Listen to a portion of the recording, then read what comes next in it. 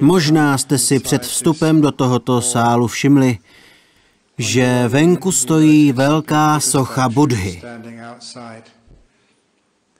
Ta socha má takto zvednutou ruku.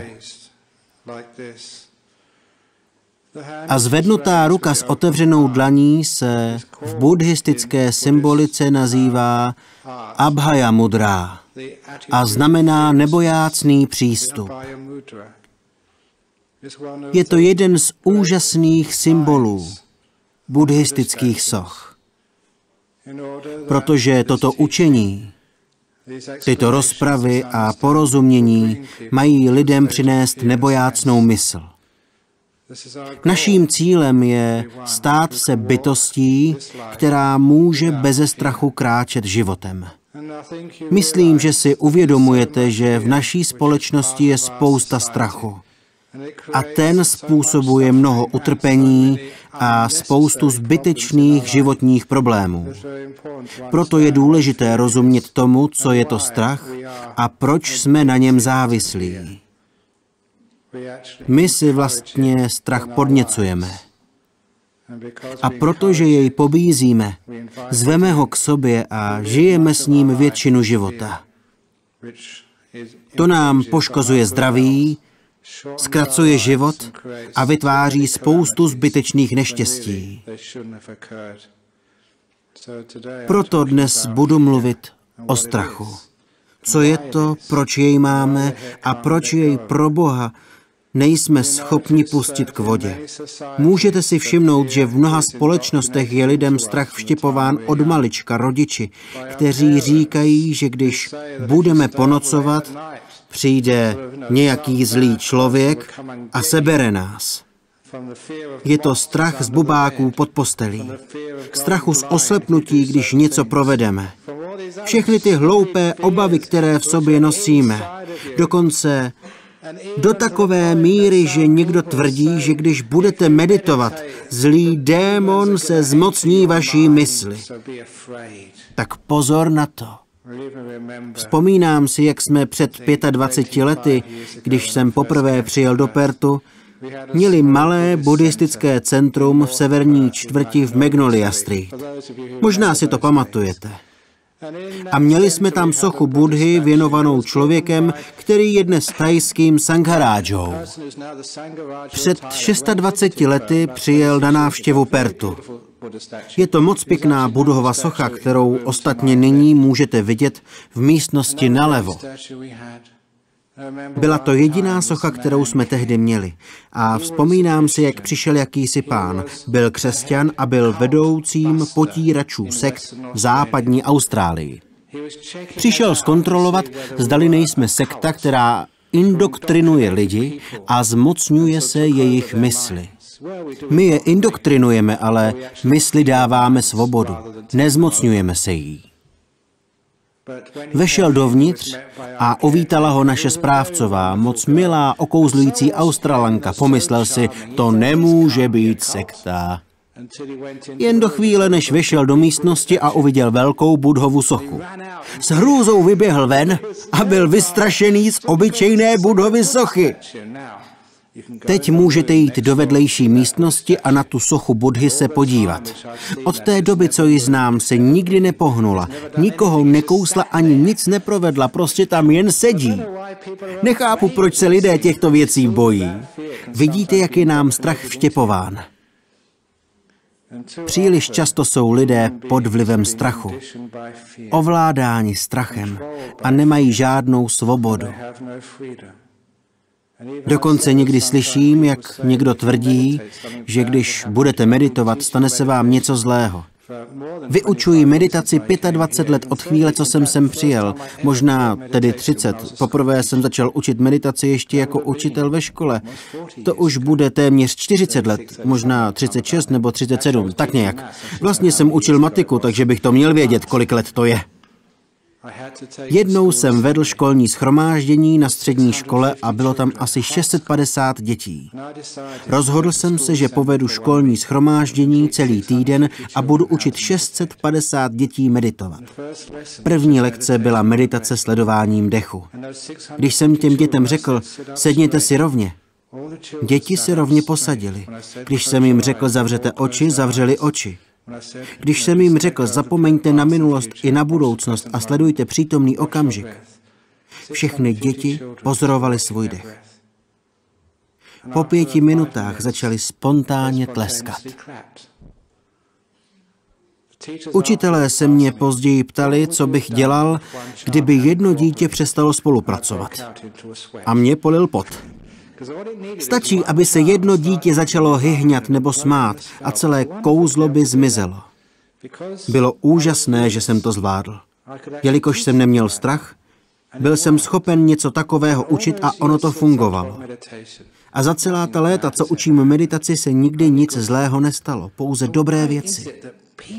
Tak proč lidé šíří strach a brání nám otevřít svou mysl, mít svobodný úsudek, objevovat a učit se různé věci?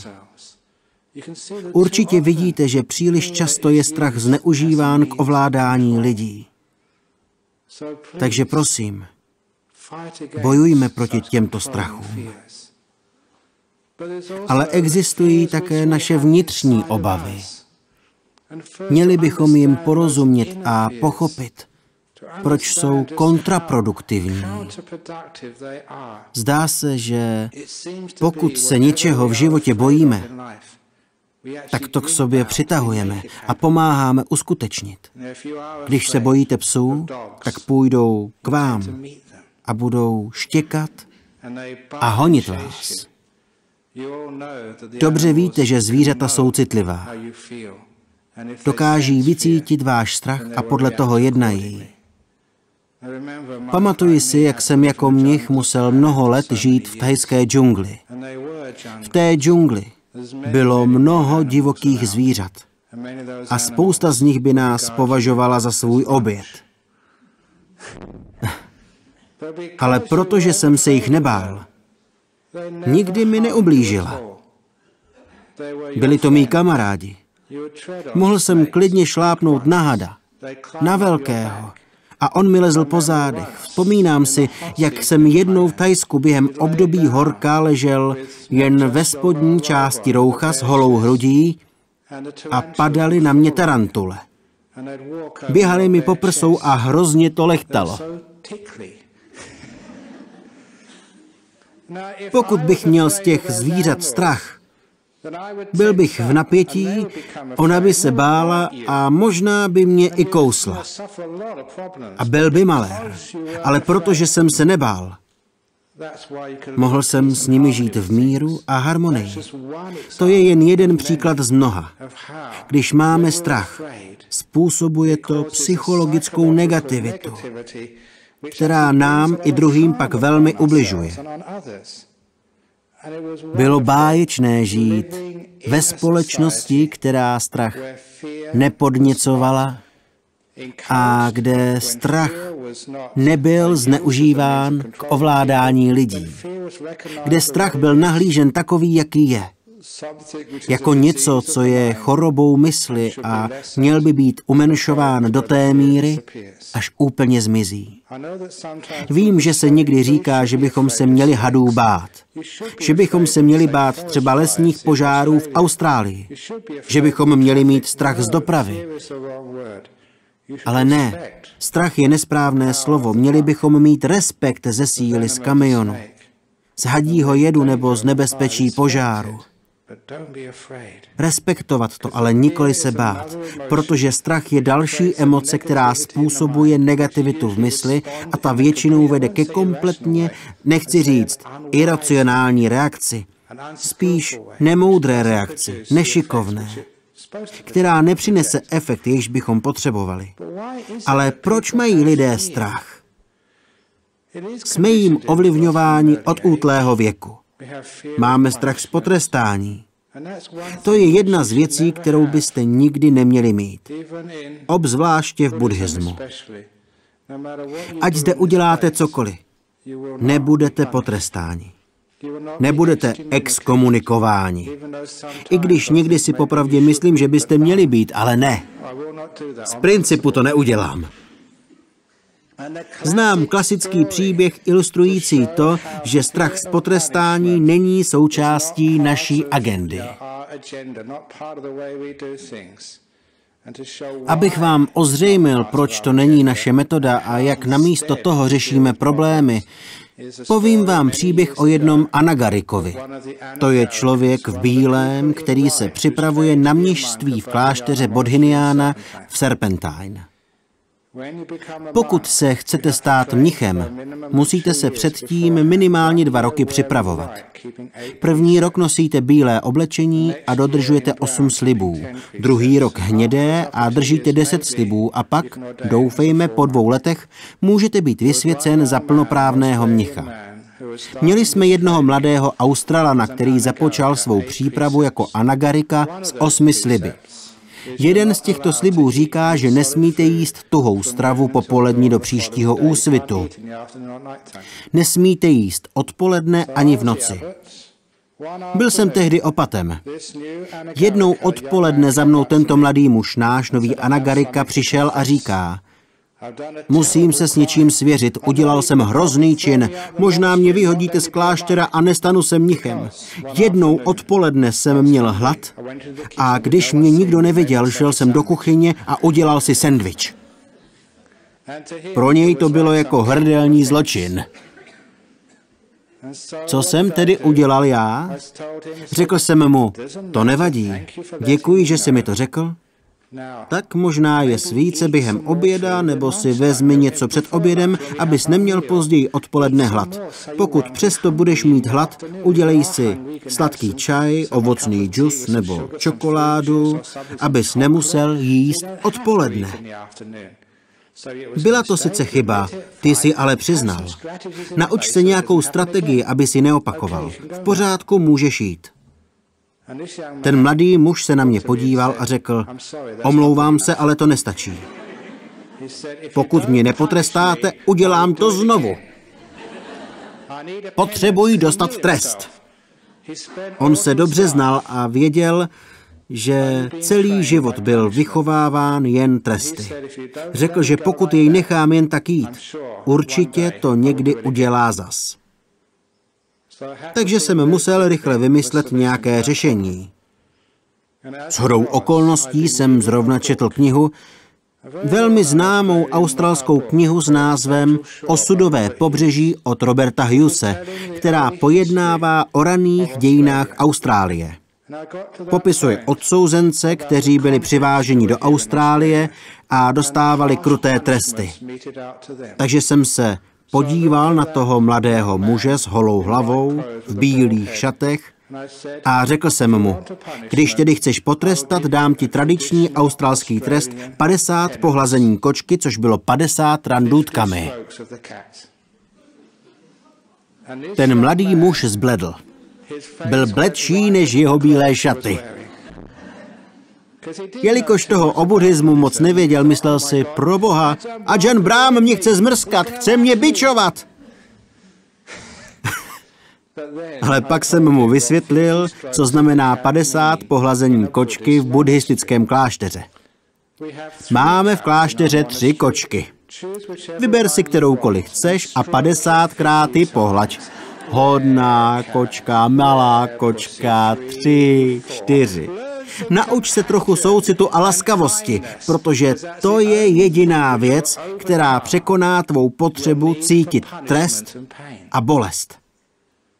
Jelikož neznáš soucit a laskavost, myslíš si, že jediný způsob výchovy je trest. Řekl jsem mu, že nepoužíváme strach. Užíváme soucit a laskavost. To je mnohem lepší učební pomůcka. Budete-li k sobě laskaví a dovolíte si chybovat a nebát se toho, zjistíte, že chybujete méně. Když třeba skládáte zkoušky v autoškole nebo nějakou jinou zkoušku nebo přijímací pohovor, cokoliv v napětí, máte-li strach, tak to spackáte. Například, když děti skládají maturitu nebo jinou zkoušku, Možná už to letos mají za sebou, ale to je jedno. Každopádně, co je to vlastně zkouška? Je to jen hra, jenom test. Jako byste hráli tenis. Jaký je rozdíl mezi tím hrát tenis nebo dělat zkoušku z fyziky? Je to jen soutěž mezi sebou. Ale proč, když hrajete tenis nebo fotbal, nejste v napětí? Jelikož je to jen hra. Užíváte si to. Tak proč bychom nemohli nahlížet na zkoušky stejně? Jako na zábavu, hru. Je to jen proto, že nám rodiče říkají, raději to zvládni nebo uvidíš.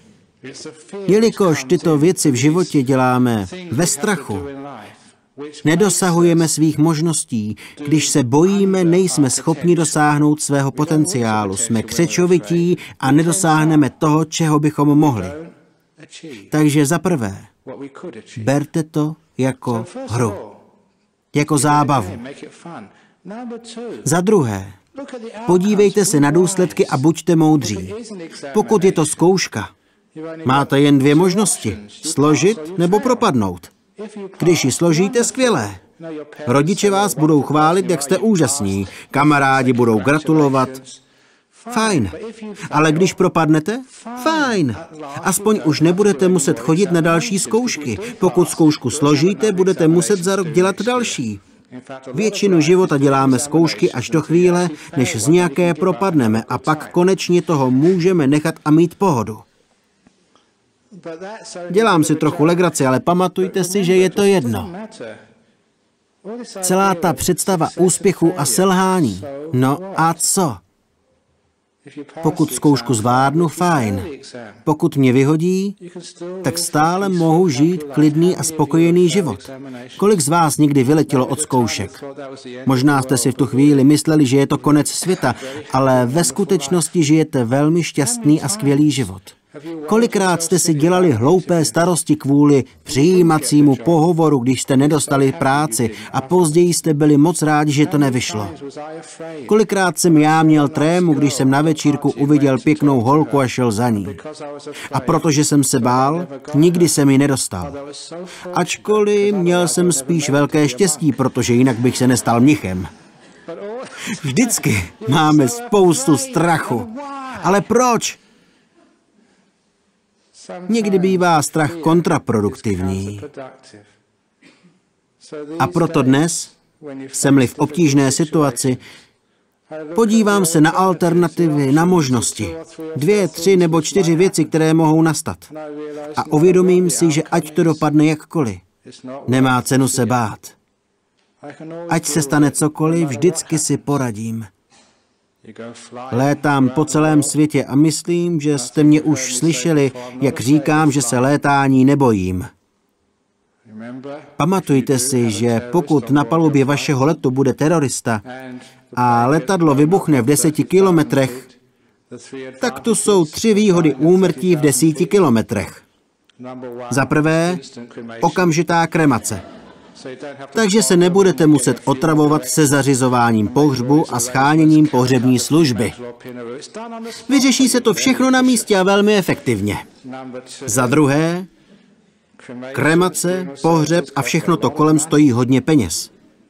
Pro vás to nejenže bude zdarma, ale vaše rodina dokonce dostane za kremaci zaplaceno od pojišťovny.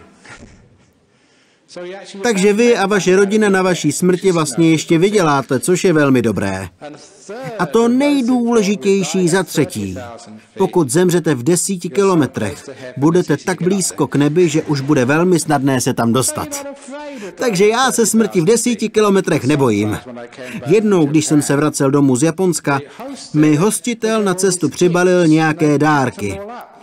A já vůbec netušil, co je uvnitř. Když jsem přijel na celní kontrolu, ptali se mě, co máte uvnitř. Řekl jsem, že nevím. Byl jsem upřímný a uvnitř mohly klidně být drogy. Ale myslíte si, že se bojím, že mi někdo dá do zavazadla drogy? Samozřejmě, že ne, protože dobře víte, co by se stalo.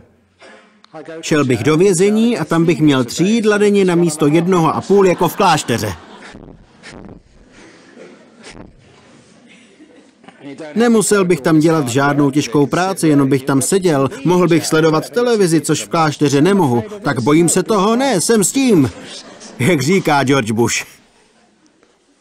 A co kdyby se to stalo v Singapuru, kde hrozí trest smrti? No, stejně jednou umřu. A pomyšlení na domov důchodců se mi nikdy moc nelíbilo. Takže bych mohl umřít ve svých nejlepších letech, což je báječná doba k ukončení života. Protože někdy lidé musí jít do míst, jako je třeba Dignitas ve Švýcarsku, aby tam dostali eutanázii.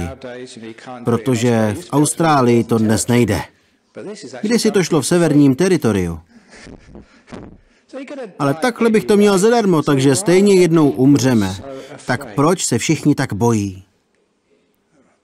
Protože se pořádně nezamyslí nad možnostmi a důsledky. Neuvědomí si, že je jedno, jak to dopadne. Vždycky si nějak poradím. Žádný velký problém.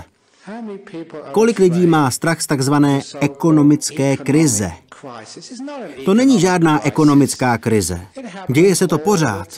Akcie jdou nahoru, akcie jdou dolů, pořád stejně dokola. V minulosti se to pořád opakovalo, ale my se nikdy do minulosti nepodíváme. Tak proč se tak bojíme? Vždyť to nespadne tak moc. Nikdy se to nestalo a nestane. To vám slibuji. Spadne to kousek a pak se zase odrazí zpět nahoru. Víte proč? Protože lidé nechtějí, aby to moc spadlo. Nikdy nepodceňujte sílu lidské touhy. Je neuvěřitelné, jak to ovlivní svět, když všichni uvažují stejně. Takže to bude padat jenom chvilku. A vy víte proč. Protože lidé se moc bojí. Když máme strach, panikaříme. Když panikaříme, pomáháme uskutečnit to, čeho se bojíme. Nemohu si pomoct a musím vám říct příběh z mé knihy Kráva, která plakala. Je z jednoho televizního seriálu, který jsem viděl v mládí. Jmenoval se Kung Fu. Myslím, že s Davidem Carradinem, pokud mě paměť neklame. A pamatuji si jednu konkrétní scénu, která byla o tom, jakou moc má strach. V této scéně vzali mladého mnicha, novice, kterého nazývali Kobylka Luční. Jeho mistr, slepý a velmi moudrý mnich, jej učil různé zajímavé věci ze života. Ale byl to skutečný buddhismus, nikoli jen teorie, nýbrž praxe ze života. V jedné epizodě vzal malého kobylku do místnosti. Do tajné místnosti, normálně zamčené, kam žádný novic nesměl vstoupit. Otevřel dveře a vešel s kobylkou dovnitř. Kamera je v tom seriálu pochopitelně následovala. Místnost zalilo světlo a bylo do ní vidět. Slepý mistr se zeptal kobylky, Kobylko, co vidíš? Co vidíš? A kobylka, i já u televize, oba jsme řekli, bazén, je to jako bazén. A mistr řekl, jdi velmi opatrně ke kraji, co vidíš na dně? Kobylka šel opatrně ke kraji bazénu a říká, vidím kosti. V bazénu je spousta kostí, mistře. Přesně tak, řekl mistr. To jsou lidské kosti, protože to není voda, ale kyselina. Silná, koncentrovaná kyselina. Tak pozor.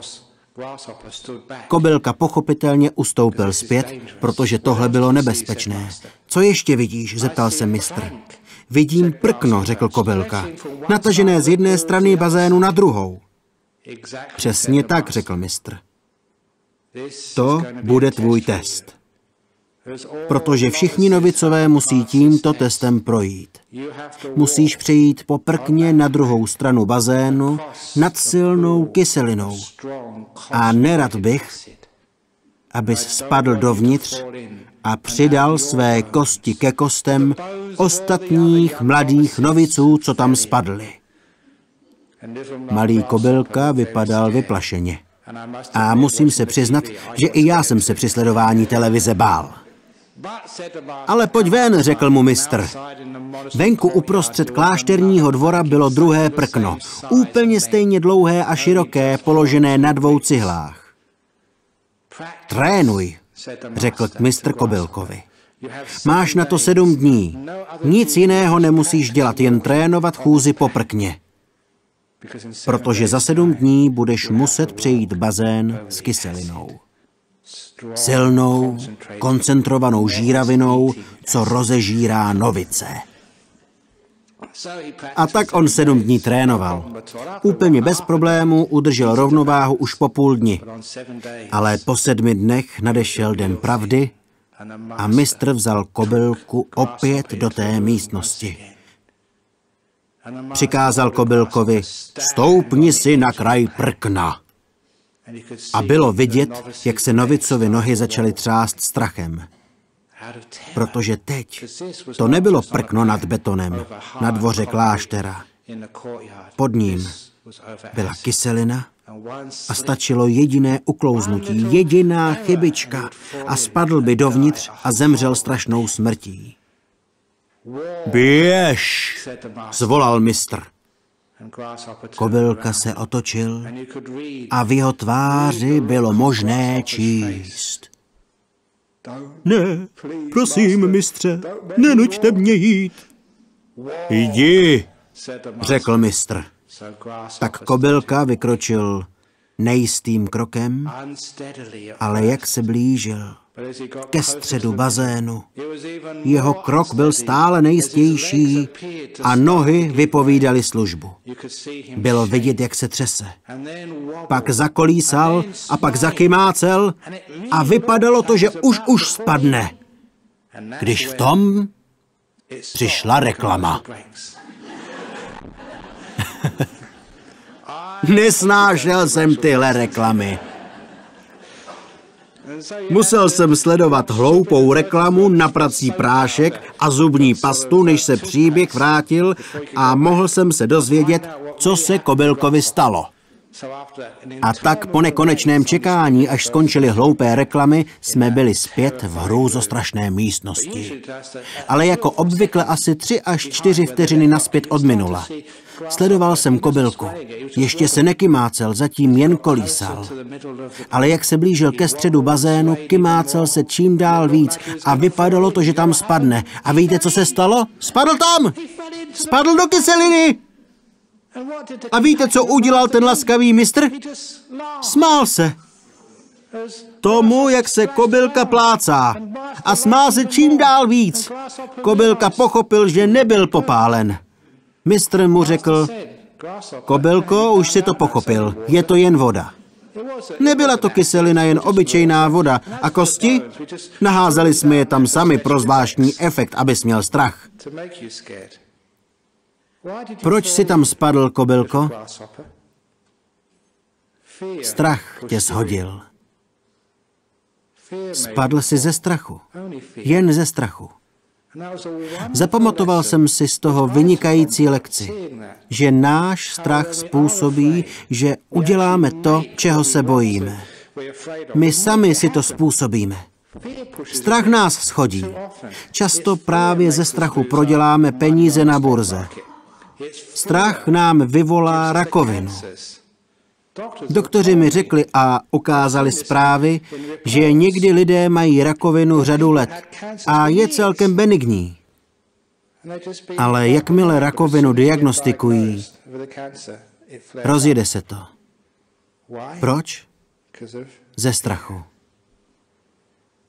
Častokrát vás zabije strach a nikoliv ta nemoc. Vzpomínám si na skvělou povídku od Edgara Allana Poe. Maska červené smrti.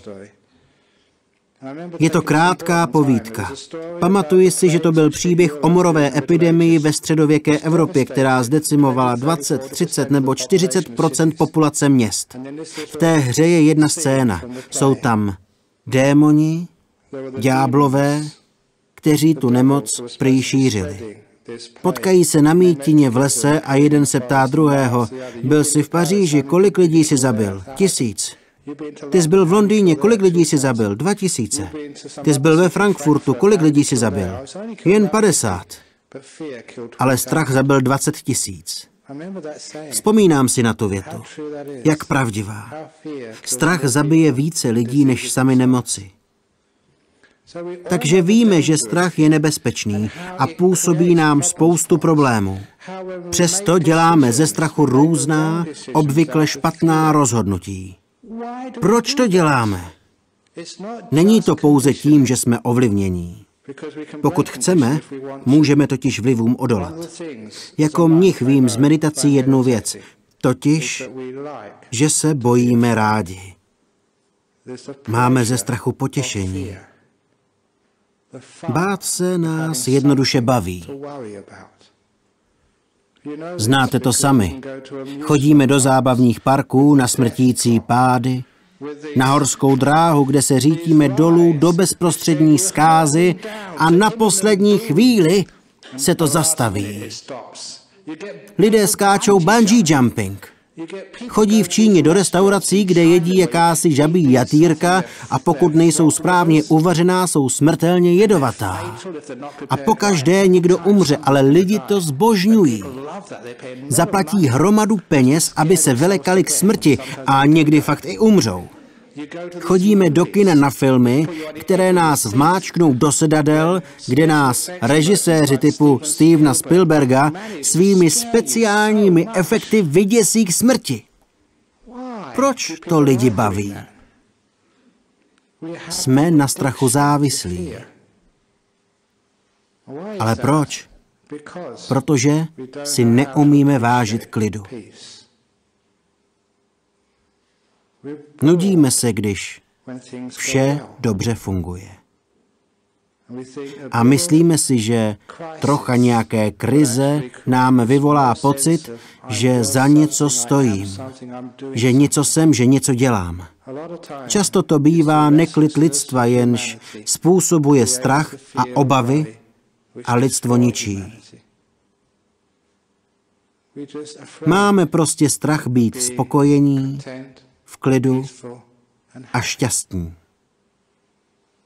Jedním důvodem je to, že mnohým z nás bylo od útlého v mládí vštěpováno myslet si, že být v klidu si nezasloužíme. Že si nezasloužíme být šťastní. Takže když k nám štěstí přijde, chceme je zničit. To nemá s buddhismem nic společného. Prosím, pochopte, že máte právo být šťastní. Zasloužíte si štěstí. Je jedno, co jste v minulosti udělali. Nezasloužíte si být mrskáni bičem. Ale můžete trénovat 50 pohlazení kočky, abyste se naučili soucit k sobě i k druhým. Jak být k sobě laskavý. Dopřát si ne pouze chvilku klidu, ale celý klidný život. Nemusíte si ničit štěstí tím, že si budete dělat starosti a obavy vymýšlením nejrůznějších věcí. Proč asi by se jinak lidé dívali na horory, na strašidelné filmy? Proč by chodili na strašidelná místa? Proč dělají extrémní sporty? Jezdí na motorkách. Vzpomínám si na nejhloupější sportovní událost, jakou jsem kdy viděl, ještě za studií. Byl to závod na motorkách, akorát na ledové dráze. Museli si k tomu namotat na kolo něco jako řetěz z hroty, protože se to jelo na ledě. Jezdili dokola na okruhu, Bůh ví jak rychle. Ledová plochá dráha, občas někdo upadl a byl pobodán. To je šílené. Proč to dělají? Protože milují návaly vzrušení a strachu. Proč to ostatní sledují? Protože čekají, že se někdo zraní. Bojíme se a tím strachem se krmíme. To je hrozné prokletí lidského pokolení. A tak jediný způsob, jak tuto závislost na strachu zastavit, je zaprvé to pochopit. Řada z nás se bojí ráda. Když vše běží hladce, vytváříme si obavy tím, že přemýšlíme, co všechno by se mohlo pokazit. Třeba jsme s někým ve vztahu, s milým partnerem, ale bojíme se, co se stane, když mě opustí. A nebo když si najde někoho jiného a kvůli obavám o ten vztah, pak ten vztah zničíme. Zničíme důvěru, která je mimořádně důležitá součást vztahu, protože máme strach. Co když mě nebude mít rád, když se něco pokazí, když mě opustí, když potká někoho jiného? Možná jste už takový vztah ovládaný strachem zažili. A víte, jak je to dusivé, když nejde o svazek důvěry. Musíme dopřát svobodu jeden druhému, která by držela vztah pohromadě. Kolik vašich vztahů už bylo obavami zničeno? A proč to děláme? I když jde všechno dobře, přesto jsme stále na strachu závislí. Uvědomte si to, nebo když jsme nemocní, někdy se bojíme, co doktor napíše do lékařské zprávy. Nicméně, když ji pak obdržíte, páni, jste naživu. Máte něco na práci, nějaký důvod ke starostem. Velmi často jsme na strachu závislí. A vidíte, jak se to projevuje ve způsobu našeho života. Jediný způsob, jak strach překonat, je uvědomit si ho. Uvědomit si, že je kontraproduktivní, že je iracionální, že není fér, není moudrý ani laskavý. A mít jinou možnost. Možnost být v klidu. A pochopit, jak je člověk přizpůsobivý. Je jedno, jak jsou kostky vrženy. Je jedno, co se stane. Vždycky můžeme, mohli jsme a budeme moci se s tím vyrovnat. Vždycky se dá něco dělat. Ať vám život nadělí cokoliv. Třeba když přijdete o peníze. Mnoho z vás to už zažilo. Svět to už zažil. Nemohu si nevzpomenout na své rodiče, kteří zažili nejen světovou hospodářskou krizi, ale i druhou světovou válku. Dnes se lidé bojí teroristického útoku. Moje maminka mi říkala, že to bylo jako teroristický útok každý večer. Během bleskové války padaly z nebe bomby každou noc. Tisícinásobný teroristický útok než 11. září, jednu noc za druhou. A možná z historie víte, že to bylo v Londýně jedno z nejlepších období. Vypadá to, že někdy sice něco ztratíme, ale současně získáme něco jiného. Všechno zlé je k něčemu dobré. V tomto teroru během bleskové války, stejně jako během podobného teroru v Německu, když jej bombardovali Britové, nikdo v té válce nebyl bez viny. Nejsou žádní vítězové. Obě strany jsou poraženy. V tomto období se společenství semkla dohromady. Byl tam neuvěřitelný pocit soudržnosti, přátelství, společné práce, péče o sebe navzájem. A lidé, kteří tu dobu zažili, na to vzpomínají s určitou něžností. Nebylo to celé špatné. Ve skutečnosti spousta z toho byla smysluplná, krásná a báječná. Tak to bývá vždycky, když se svět mění. Dokonce i když onemocníte. Ano, nemoc přináší hodně bolesti, ale taky spoustu krásného. Když máte špatnou prognózu a je to rakovina. Ale co se pak stane? Je úžasné, co vás všechno tato zkušenost naučí, kolik přátel vás podpoří, uvědomíte si, jak moc lidí o vás pečuje a zažijete to, že budete středem jejich péče v každé zlé chorobě, která každého z nás dříve či později potká. Je v té zkušenosti něco pěkného. Prosím, nezapomeňte na to. Spousta z vás měla vážnou rakovinu a dostali jste se z toho. Nebo znáte někoho, kdo na ní zemřel. Kromě té bolesti tam vždy bývá i něco pěkného. Vedle negativního tam vždy bývá i to pozitivní. Pamatujte na obojí. Ať to dopadne jakkoliv, vždycky tam je něco dobrého. To odbourá spoustu strachu. Protože strach znamená, že to bude strašné, že to bude beznadějné, že nevím, jak to všechno zvládnu. Podívejte se, co zvládli jiní lidé. Podívejte se, co nás učí dějiny. A uvědomíte si, že se není čeho bát. Dokonce i můj učitel, když jsme byli nemocní a on nás navštěvoval v nemocnici, nám říkal: buď se uzdravíš, nebo zemřeš. Tak proč se bát? Nemoc nevydrží na věky. Jsme buddhisté, takže když zemřeme, tak co? Zrodíme se znovu. Žádný velký problém. Je to jako výměna auta nebo přestěhování. Tak čeho se bojíte?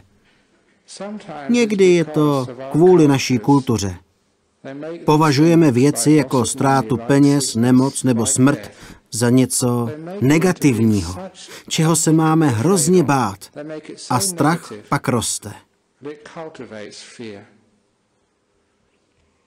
Na meditačních kurzech v severním Pertu učím lidi, co se stane, když umřeme.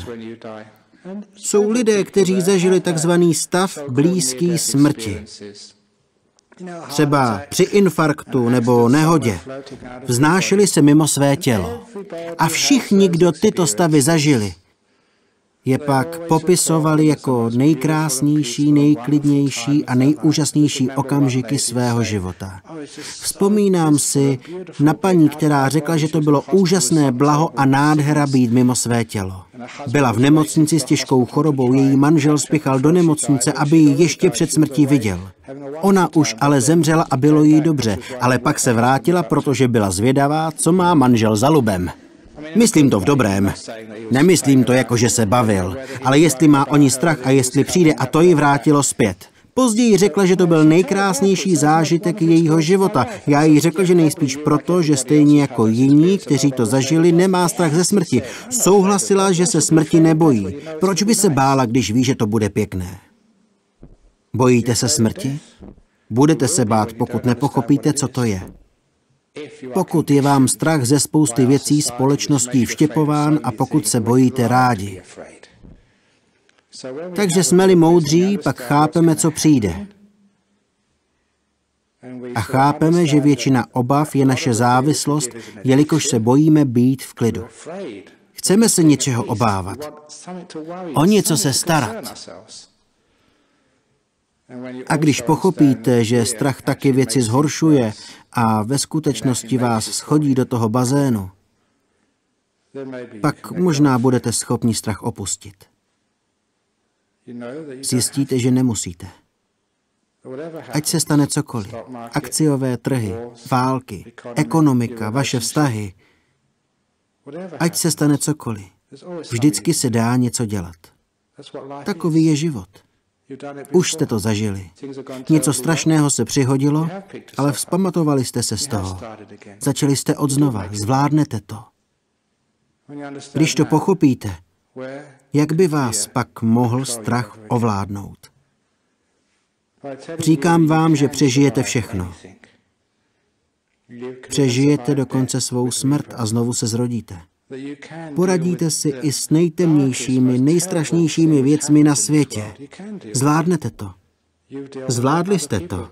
Jiní lidé to zvládli. Už žádný strach. A když strach zmizí, cítíte se svobodní. Jako Buddha. Stanete se nebojácní. Když na to přijde, základní lekce zní, že vnější svět řídit nedokážeme. Nikdo nedokáže řídit ceny akcií. Někteří lidé si myslí, že to umí a budou po vás chtít hodně peněz. Domnívají se, že jsou ekonomové a vědí, co se děje. Pak se ukáže, jak byli hloupí. Někdy si lidé myslí, že dokážou řídit své tělo. Chodí na wellness, jedí hnědou rýži a vegetariánské jídlo a přesto onemocní. Někdy si lidé myslí, že dokážou řídit své děti.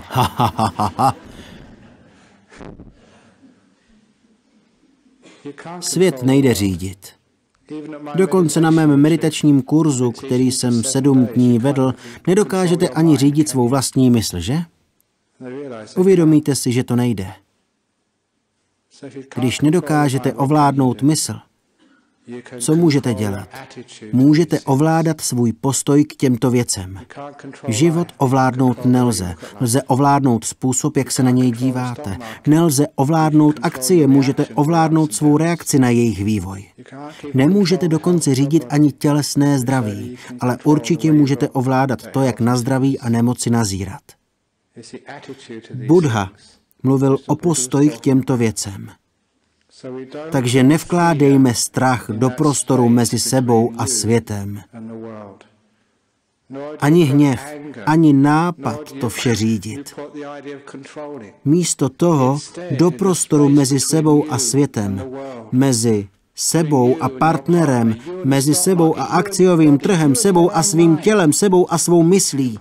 Dejte věci, jako je klid, laskavost a mírnost.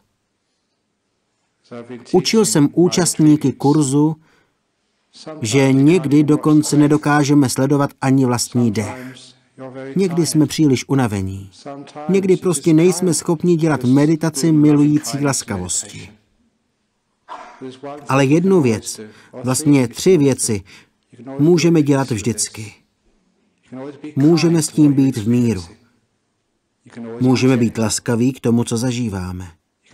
Můžeme být mírní. To lze kdykoliv. Být v pokoji, být laskavý a mírný je v kostce druhá část Buddhovy 8členné ušlechtilé stezky. Správný záměr. Buddha řekl, že záměr je karma. Správná motivace je prospěšná karma. Když jste v klidu, když jste laskaví, když jste mírní, vytváříte dobrou karmu. Pokaždé. Jako buddhista dobře vím, jak funguje zákon karmy. Když tvoříte dobrou karmu, dosáhnete prosperity, štěstí, dobrého zdraví a pozitivních výsledků. To znamená, že nezáleží na tom, co zažívám. Zdali jdou akciové trhy nahoru nebo dolů, zdali jsem nemocný či zdravý, jestli mě lidé poslouchají nebo ne. Zda odcházejí během mé přednášky, to je jedno. Vždycky mohu být v klidu, laskavý a mírný, bez ohledu na to, co se děje ve vnějším světě. Takto tvořím dobrou karmu, takto tvořím prosperitu, zdraví a pohodu. Skrze dobrou karmu v přítomnosti. Pokud se bojím, když se zlobím, jsem negativní, když vložím strach mezi sebe a tento moment, to je špatná karma. To je negativní karma a vyvolá špatné následky. Vím to dobře, to je základní fyzika života. Čím více se bojíme, dáme strach mezi sebe a toho hada, sebe a ten nádor, sebe a manželský problém. Čím více se bojíme, je to špatná karma a povede k horším výsledkům. Nejspíš už máte dost zkušeností, abyste si to uvědomili. To proto strach vede ke strašným důsledkům. A vůbec to není nutné. Chápeme-li však dobrou karmu, potom víme, jak dát klid, laskavost a mírnost mezi sebe a jakoukoliv životní zkušenost. Dokonce i smrt. Nemůžeme ji zastavit, ale můžeme být v klidu. Můžeme být laskaví k tomuto přírodnímu procesu. Můžeme být mírní tváří v tvář smrti. Udělat se to dá vždy. Nemůžeme ovládat svět, ale můžeme ovládat svůj postoj ke světu. Způsob, jakým reagujeme, jak na věci nahlížíme. V tomto můžeme být pozitivní. Ať se děje cokoliv, akciové trhy, život, zdraví, buddhistická společnost. Dejte si velký pozor, jak na to reagujete. Vždycky buďte v pohodě a zjistíte, že máte klid. Někdy používám přirovnání ke stavbě domu. Domy v západní Austrálii jsou většinou postaveny z cihel. Stovky, tisíce cihel, pokládané rukama zedníků jedna za druhou. A po mnoha tisících jednotlivých krocích, kdy se jedna cihla položí na druhou, máte dům. V každém momentě kladete jeden okamžik pokoje. Stavíte dům klidu. Dům klidu se skládá z mnoha a mnoha okamžiků, kdy s klidem přijímáte vše, co slyšíte, co cítíte nebo se dozvíte. Třeba štěkání psa. Ten pes tu štěká každý pátek večer už mnoho let. Stejně tak v sobotu odpoledne. Toho psa nemohu žádným způsobem ovládat, ale určitě mohu toho psa vnímat s klidem. Být k němu milý a mírný. A když jsem klidný, laskavý a mírný, problém zmizí. Rozumíte mi? Akcie. Díky, pse. Štěkající pes. To psi většinou dělají, štěkají. To akcie většinou dělají, rostou a klesají. I tělo to dělá, je zdravé, nemocné. Jako se tělo narodí a umře. Tak v čem je problém? Díky. Je to jen o tom, jak reagujeme. Třeba máte v práci šéfa, co na vás křičí. To šéfové dělají. Zeptejte se na šéfa někoho jiného. Řekne vám, že šéfové jsou takoví. Tak proč si s tím dělat hlavu?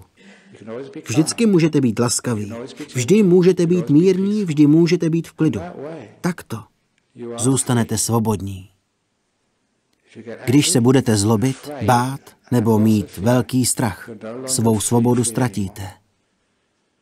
Budete vězněm. Vězněm toho bolestivého strachu. Co se to děje? Jak to bude dál? Co se stane s tělem, se vztahy? Opravdu chcete takto žít? Máte jinou možnost. Se strachem skoncovat. Lze to udělat. A není to tak těžké.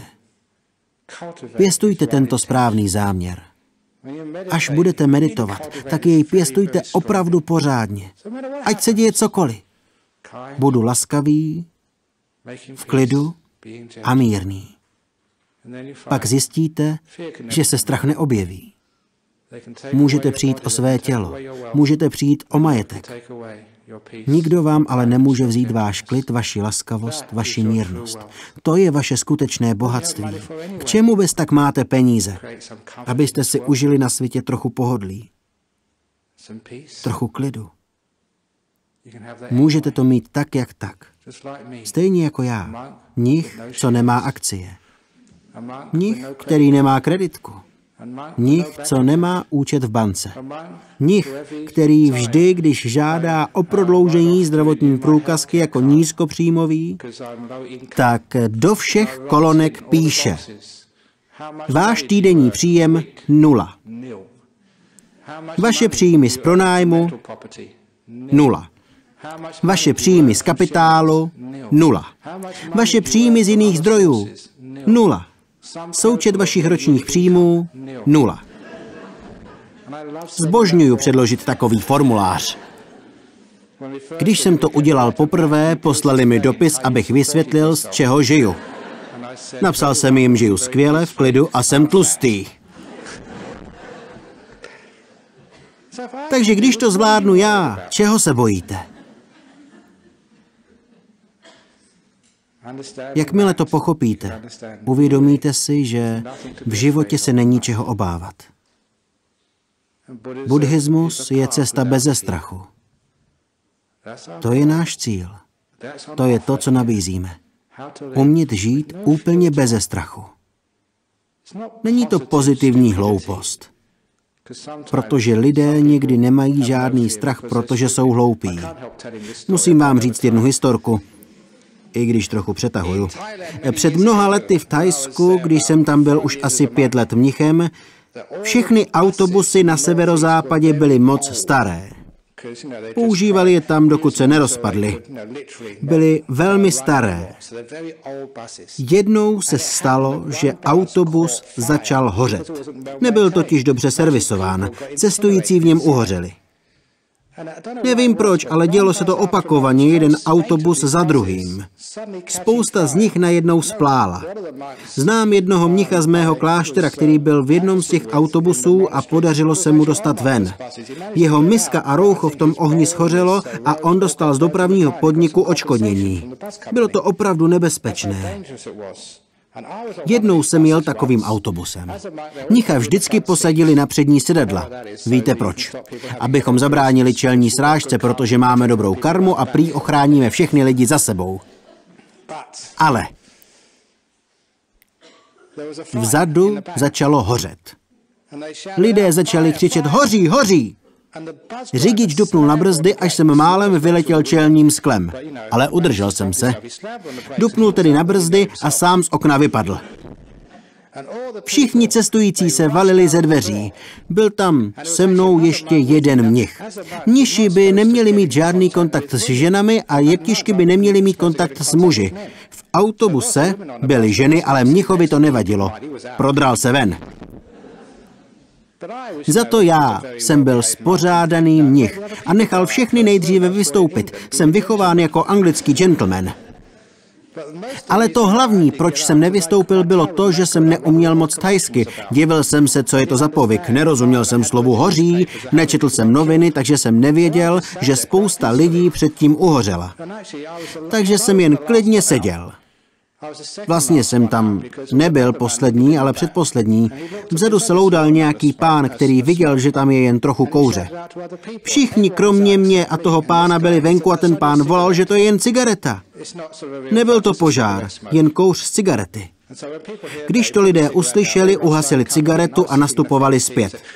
Já seděl a oni mi říkali: o, svatý arahant, svatý osvícený západní mnich, jste fakt báječný, vůbec jste se nebál, ne jako ten vykutálený mnich, co se dral ven a na všechny se lepil. Pro mě to byl úžasný moment, ale abych byl upřímný, nebyl jsem hrdina. Byl jsem hloupý, protože jsem netušil, co se děje. Takže nebojácnost může někdy být známkou hlouposti. To zde nedoporučujeme. Nebojácnost znamená, že chápete, co se děje. Ať se děje cokoliv, můžete s tím něco udělat. Umřete nebo budete žít. Umřete stejně a budete žít. Možná umřete, onemocníte a pak se zase uzdravíte. Je to jen bolest a tu zvládnete. Věci přijdou a odejdou. Tak prosím, užijte svou moudrost. A prosím, praktikujte klid, laskavost a mírnost. To můžete vždycky. Nenechte se pohltit hněvem nebo strachem. To by vás zabilo. A také to brání prosperitě a harmonii v našem světě. Strach lze překonat. Jako ta socha Budhy. Venku. Nebojte se. Tolik jsem vám dnes chtěl říct o tom, jak se nebát.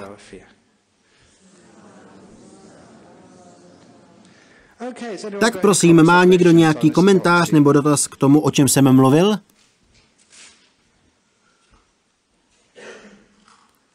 Někdy se nejvíce obáváme veřejně promluvit. Mně to nevadí. Nebo máme strach z otázek. Jednou jsem dostal v meditačním centru dotaz. Jste už mnichem mnoho let, Ajahn Brahme. Proč vám vždycky padá roucho, zatímco ti dva mniši vedle vás je mají krásně upravené? Lidé se mě vždycky snaží dotazem nachytat.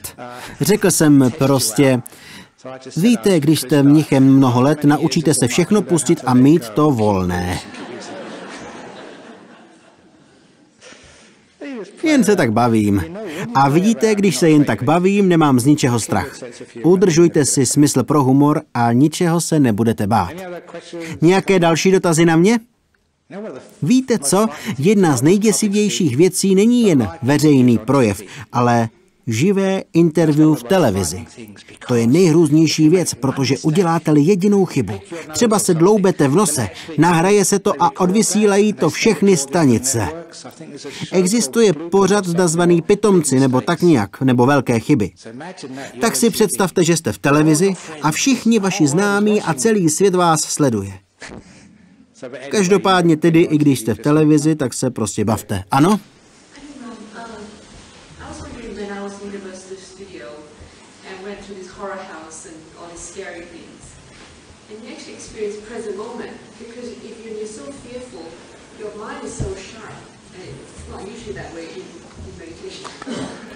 Dobře, chcete říct, že jednou jste se šel podívat na horor do kina, zábavního parku nebo na nějakou přehlídku a byl jste tak vystrašený, že vás to přivedlo do přítomného okamžiku tady a teď? Možná jste byl v přítomném okamžiku, ale v napětí nejste volný. To není správný způsob. Vím, že v některých zenových klášterech sedíte naproti zdi a za vámi někdo chodí s rákoskou. To vás vyděsí. Jistě jste v přítomném okamžiku, ale nejste v klidu a osvícení nedosáhnete. To je to samé. Proto zde rákosky nemáme. Možná bychom měli mít, ale ne. Jinak byste nás mohli žalovat. Takže ano, jste sice v přítomném okamžiku. Podobně jako když jedete fakt rychle na motorce. Jste sice v přítomnosti, ale jak se cítíte? Cítíte napětí, pnutí, není tam svoboda. Je tam vzrušení, ale ne štěstí. Je dobře, že známe rozdíl mezi vzrušením a skutečným štěstím. Nedělejte takovou chybu. Při bungee jumpingu jste zcela jistě v přítomnosti, ale nejste svobodní ani uvolnění. Ale lze být v přítomném okamžiku a současně relaxovat. Ano, dotaz tam vzadu. Bezesporu. To vám garantuji. Dám vám záruku vrácení peněz, i když nevěříte v Boha, do pekla nepůjdete. Absolutně na 100%. Vím, o čem mluvím. Takže se nemusíte takových hloupostí bát. Na 100%. Takže teď jste svobodní. Můžete mi věřit, já nelžu.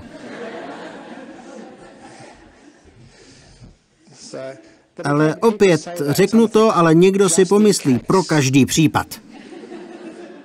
To se nazývá strach. Když přijdete tady do buddhistické společnosti, půjdete do nebe, nejvyšší nebe. Jen se podívejte na toho nebeského mnicha před vámi a na ty blažené, pokojné lidi. Chcete přece kráčet touto cestou, jdeme příkladem. Vzpomínám si na reklamní spoty uprostřed toho seriálu o Kobylkovi. Tvrdili, že když použijete jejich zubní pastu, budete šťastní a v klidu.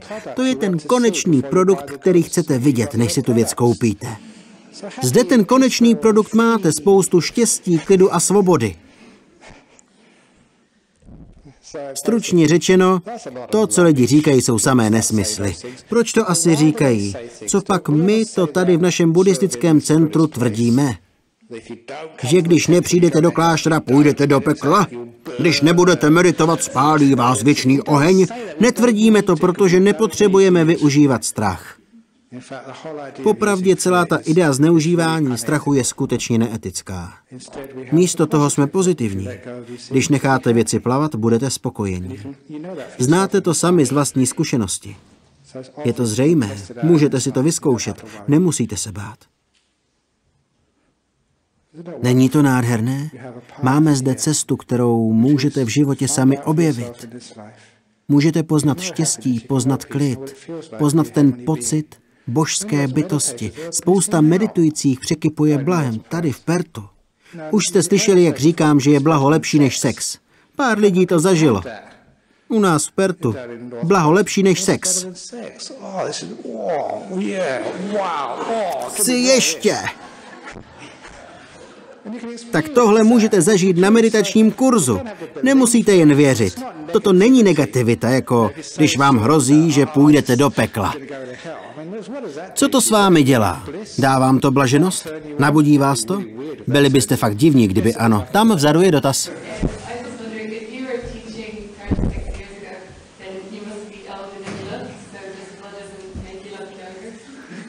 Mladší? No samozřejmě.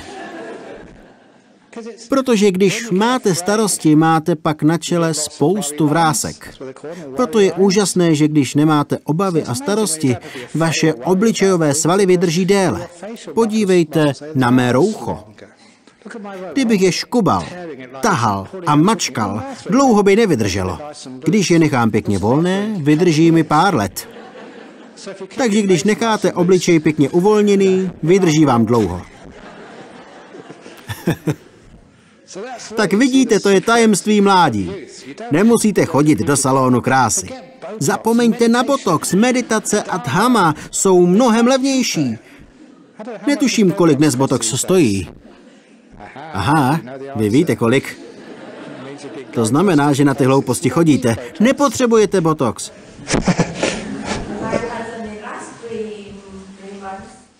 500? Páni, mohla byste ušetřit spoustu peněz, kdybyste sem chodila každý pátek večer. Dobrá, raději už skončíme. Děkuji vám všem za pozornost a děkuji za vaše milé dotazy.